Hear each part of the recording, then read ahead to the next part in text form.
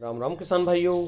मैं नितिन फिर से हाजिर हूँ आपके अपने चैनल नितिन देओल में। किसान भाइयों, आज हम बात करेंगे गेहूं की खेती पार्ट 3 के बारे में। पार्ट 3 के अंदर हम क्या क्या जानकारी आपको देंगे उसके लिए मैं आपको शुरू में बता दूं। आज आपको एक स्प्रे के बारे में बताया जाएगा और एक खाद के बारे में बताया जाएगा। जैसे कि पार्ट 1 भी आपने देखा है, पार्ट 2 भी आपने देखा है।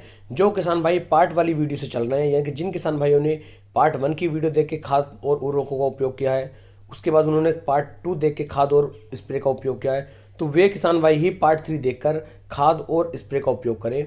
यदि जिन किसान भाई ने पार्ट 1 और पार्ट 2 की वीडियो देख के खेती के अंदर खाद और स्प्रे नहीं किए हैं, वे किसान भाई इस वीडियो को देखकर अपना समय बिल्कुल भी खराब ना करें। क्योंकि जो किसान भाई पार्ट बाई पार्ट चल रहे हैं उनके लिए बिल्कुल ही अलग से ये वीडियो बना करके दी जा रही है। क्योंकि इसमें मैं बिल्कुल ध्यान रख रहा हूँ कि 20 से 30 दिन की अवस्था पर हमें क्या करना है, 50 दिन की अवस्था पर क्या करना है, 80 दिन की अवस्था पर क्या करना है, या फिर कौन सा स्प्रे किस समय पर करना है, किस समय पर सिंचाई करनी है, किस समय पर कौन सा खाद डालना है, सब कुछ पार्ट बाय पार्ट में समझा रहा हूँ। लेकिन जिन किसान भाइयों ने पार्ट के द्वारा काम नहीं किया है, पार्ट के द्वारा नहीं चले हैं, वे किसान भाई इस वीडियो को देखकर अपना बिल्कुल भी समय खराब ना करें। क्योंकि गेहूं की खेती से संबंधित अलग से वीडियो भी बना करके दी जा रही है और पार्ट बाय पार्ट भी दी जा रही है। तो चलिए शुरू करते हैं आज का अपना टॉपिक, गेहूं की खेती पार्ट 3। जैसा कि किसानों में पार्ट 2 में मैंने आपको बताया था कि जैसे ही आपकी फसल जो है लगभग 45 से लेकर 50 दिन की अवस्था तक पहुंच जाती है, उस समय पर आपको कौन कौन से खाद डालने हैं और कौन सा स्प्रे करना है। अब पार्ट 3 में पहले मैं किसान भाइयों आपको एक स्प्रे के बारे में बताऊंगा कि आपको कौन सा स्प्रे किस समय पर करना है, और उसके बाद बताऊंगा आपको कि कौन सा खाद इस समय पर आपको डालना है, वो भी कितनी मात्रा में।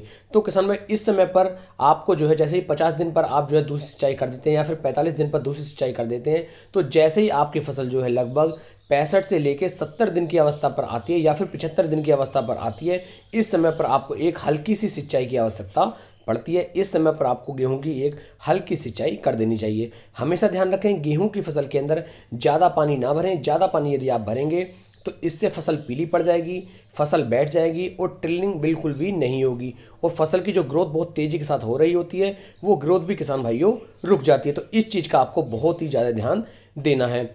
जैसे ही आप इस समय पर पानी देंगे तो पानी देने से पहले आप स्प्रे कर सकते हैं और पानी देने के बाद भी स्प्रे कर सकते हैं। यदि आप पहले स्प्रे करेंगे तो बहुत ज़्यादा अच्छे रिजल्ट आपको मिलेंगे, लेकिन ध्यान रखना है कि स्प्रे करने के लगभग 12 से 24 घंटे के अंदर अंदर पानी लग जाना चाहिए। यदि आप पानी नहीं देंगे तो उसके विपरीत या फिर उल्टे असर भी किसान भाई आपको देखने को मिल सकते हैं। तो इस चीज़ का आप बिल्कुल ध्यान दें। और यदि आप सिंचाई करने के बाद करते हैं तब तो कोई दिक्कत ही नहीं है कि उस सिंचाई यदि आपने आज कर दी तो 4 से लेकर 5 दिन के बाद आप स्प्रे करेंगे तो उसके बेहतरीन परिणाम आपको देखने को मिलेंगे। इस समय पर किसान भाई जो आपको स्प्रे करना है NPK 05234, जिसके अंदर नाइट्रोजन 0%, फास्फोरस 52% और पोटास की मात्रा किसान भाई इस समय पर 34% इसके अंदर दी गई है। जैसे ही आप इसका उपयोग करेंगे, इसके साथ आपको एक स्प्रे और मिलाना है, उसके बारे में भी अभी बताऊंगा। पहले इसके बारे में समझा देता हूं। तो जैसे ही आप NPK 05234 का उपयोग करते हैं तो इसके अंदर फास्फोरस होने की वजह से हमारी जो गेहूं की फसल होती है इसकी जड़ों का विकास बहुत तेजी के साथ होना शुरू हो जाता है और जड़ें जमीन में बहुत तीव्रता के साथ फैल जाती हैं। जितनी तेजी के साथ जड़ें नीचे फैलती हैं, पौधा ऊपर की तरफ उतनी ज़्यादा ही ग्रोथ करता है। जो हमारा पौधा होता है उसकी ग्रोथ बहुत तेजी के साथ होनी शुरू हो जाती है और फसल बिल्कुल हरी भरी होनी शुरू हो जाती है। पोटास भी इसके अंदर इस समय पर दिया गया है जो 34% में, और पोटास होने की वजह से भी हमारा पौधे का जो तना होता है ये काफ़ी ज़्यादा मजबूत हो जाता है और हमारी जो फसल होती है आसानी के साथ नीचे नहीं गिर पाती है। बालियां बनते समय भी पोटास का बहुत बड़ा अहम योगदान आपको देखने को मिलेगा।